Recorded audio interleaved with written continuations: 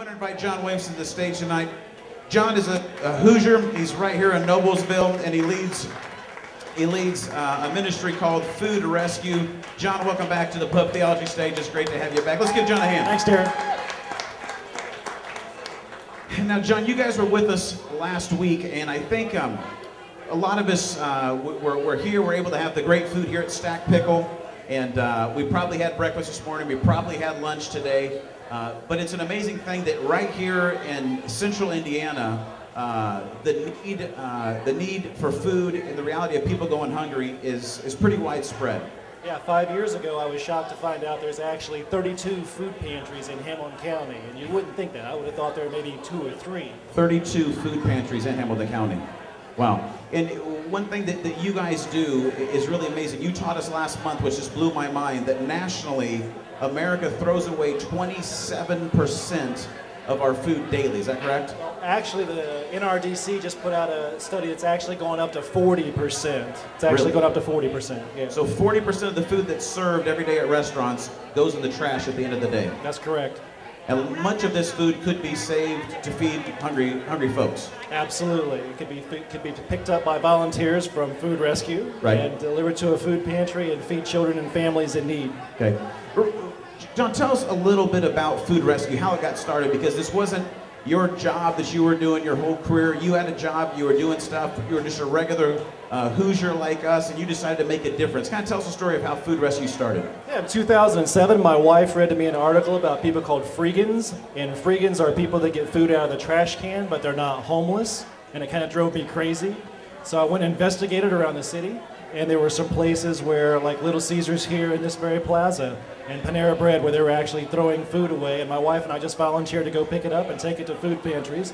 Somebody donated a website to us, put a picture of my little girl holding all this food, and suddenly people just began to be attracted to it. We had 4 people, then 8 people, then 16, and you kind of see how it goes from there. So this just starts, you guys see a need in the community, you get inspired by it, and you just take action, and it's as simple as you go to Little Caesars, they're going to throw pizzas out, you're picking them up and taking it to people that need them.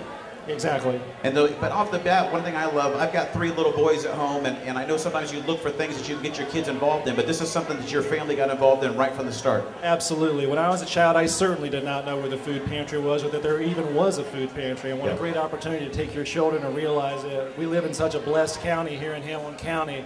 And it's such a great opportunity to take your children and introduce them to social injustice issues at a very young age in a very dip your toe in the water type of way. Yeah, I think, we probably all made a joke if you have a kid, or at least when you were growing up, you didn't want to eat your broccoli or whatever, and your parents said something like, "There are starving children in Africa, you will eat that," right? And I've used that line with my kids. But it's one thing to threaten them, with something to eat their food, but it's another thing for them to see that there really are people, not in Africa, but right here, maybe just down the street, that don't have dinner tonight, and this is a very practical way to meet that need. Absolutely. It takes about 90 minutes, and you can serve once a month and sign up on our website by clicking the volunteer link. It'll take you directly to all the opportunities that there are in the city, and generally you can be done in 90 minutes. Wow. And just redoes itself each month. For instance, like the second Tuesday of every month, say, that'll be your assignment. So you're looking at an hour a month that you could give, and you're making a major difference in feeding folks that aren't going to eat that night. If you're not picking up food that really is destined for the trash can, but it can make somebody's life a whole lot better. Absolutely, and you're also protecting God's creation, because all that food's going into landfills and creating unbelievable methane gas from landfills, and it's just great that food gets rescued and not put in the landfill. And if people want to get involved, they can go to foodrescue.net. .net. .net, not .com, .net, and there is a volunteer link on your website. Yeah, lots of videos that you can kind of see what we do and different things that we're involved in. We're involved in a Hats for Hunger program where we teach children in the local schools about national, local, and world hunger issues, and just lots of different things you can see on the website. One of the cool things on your website I saw, John, was that you guys, this is spread out all across the country. It started here in Noblesville, right here in Indianapolis, or in Indiana, but talk about how it's spread across the nation. Yeah, one of our missions is to inspire people in other states to serve their local food pantries with perishable food.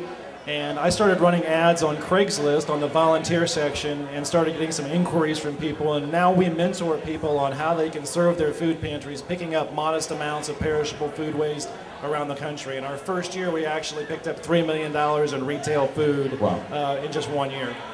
And one thing, I want my yellow rickshaw to make their way back onto the stage, but one of the things you shared with us last week, John, was what's going on with Little Caesars and their whole franchise. Talk about the impact that you guys are right on the verge of having with Little Caesars. Sure, because of the courageous franchisees here in Indiana, there's 45 that are involved in food rescue.